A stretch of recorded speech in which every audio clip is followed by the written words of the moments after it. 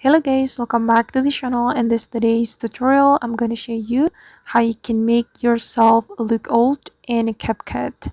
Okay, here I have imported a video to my CapCut project, and for example, I'm going to make this girl look old using the CapCut effect. So the first thing we're going to do is clicking on the effect option, and we're going to select the body effect. And on this body effect, there will be a couple of categories that we can use, and we can scroll all the way to the right until we find the row category. Tap on this category, and we're going to add this aged effect to our video.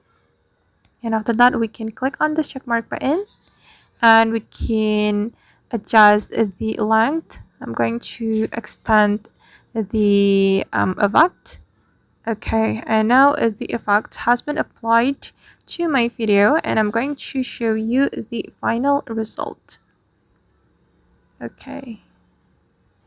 Alright guys, and that's how we can make ourselves look old in CapCut. I hope this tutorial will be useful for you.